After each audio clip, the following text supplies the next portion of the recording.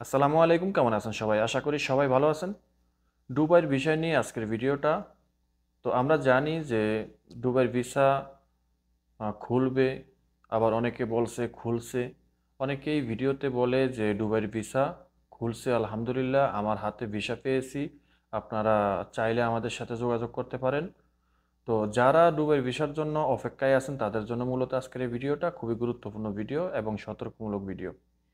এবং বিশেষ করে আজকের এই ভিডিওটা দুবাইয়ের ভিজিট ভিসা সম্পর্কে। তো দুবাইয়ের ভিজিট ভিসা এখন বর্তমানে খোলা কিনা। তো আমি বলবো যে আমি যতটুকু জানতে পেরেছি যে দুবাইয়ের ভিজিট ভিসা বর্তমানে খোলা আছে।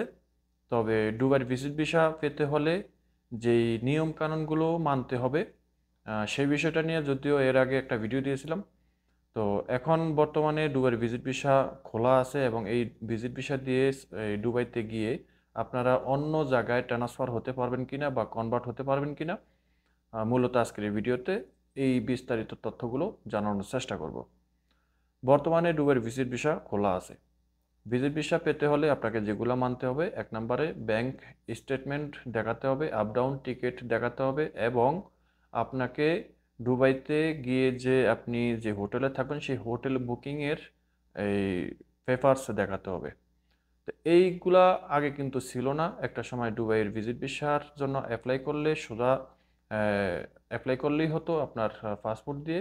সেটা অ্যাপ্রুভাল এসে আহ, যখন আসতো তখন আপনি আনুষঙ্গিক বাকি কাগজপত্র শো করে আপনি প্রসেসিং করে দুবাইতে চলে যেতে পারতেন। কিন্তু এখন সেই সিস্টেমটা এখন আর নেই। এখন নতুন যে সিস্টেমটা, দুবাইয়ের ভিজিট ভিসা পেতে হলে আপনাকে অবশ্যই ডকুমেন্টস দেখাতে হবে, সাবমিট করতে হবে, ব্যাংক স্টেটমেন্ট এবং আপনার এই দুবাইয়ের এই হোটেল বুকিংয়ের যেই প্রমাণ বা কাগজ সেগুলো দেখাতে হবে এবং আপনার আপ ডাউন টিকিট থাকতে হবে।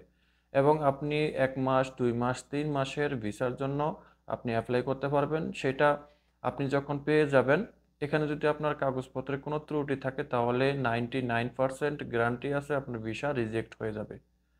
এমনকি 100% গ্যারান্টি দেওয়া যায় আপনার যদি কোনো কাগজপত্র সাবমিট করতে কোনো রকম মানে গাফিলতি থাকে এবং সেখানে যদি কোনো রকম আপনি 2 নাম্বার কোনো কাগজপত্র জমা দেন, সেক্ষেত্রে আপনার ভিসা ক্যান্সেল হয়ে যাবে, অ্যাপ্রুভাল আসবে না।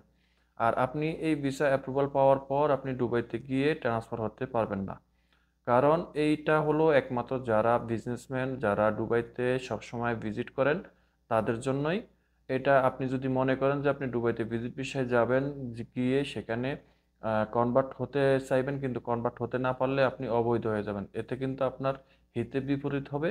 আপনি ব্ল্যাক লিস্টে পড়ে যাবেন এবং দুবাইতে কিন্তু যখন চেক চলে তখন কিন্তু একেবারে চোখ বন্ধ করে চেক করে, ঠিক আছে? এখন সে আগের মতন ওই যে নর্মাল চেক সেটা কিন্তু নেই। এখন হার্ড লাইনে চেক চলে, ঠিক আছে? তো আপনার সমস্যা হতে পারে, এখানে বলা যেতে পারে 95%। বাকি 5% আপনার যদি লাক ফেভার করে বা ভাগ্য ভালো থাকে। তো মূলত দুবাইয়ের ভিজিট ভিসা খোলা আছে, খুলছে।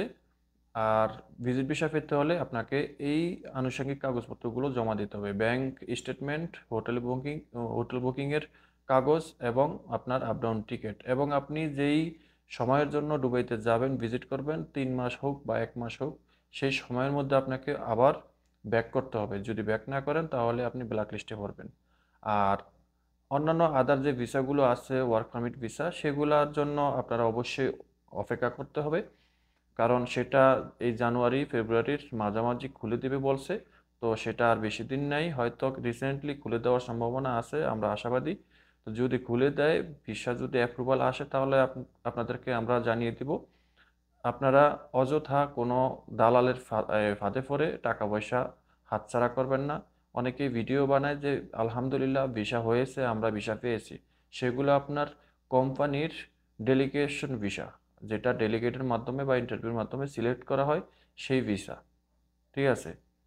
আপনারা এই মানে এইসব ধরনের ফান্দে না পড়ে আপনারা চুপচাপ বসে থাকেন। ভিসা অ্যাপ্রুভাল আসলে, ঠিক আছে, সেটা সবাই জানবে এবং আপনারাও তখন রিস্ক নেবেন। সবাই ভালো থাকবেন, ভিডিওটা শেয়ার করে দিবেন। যদি চ্যানেলে নতুন হয়ে থাকেন চ্যানেলটি সাবস্ক্রাইব করে পাশে থাকা বেল আইকনটা অন করে দিবেন। আল্লাহ হাফিজ।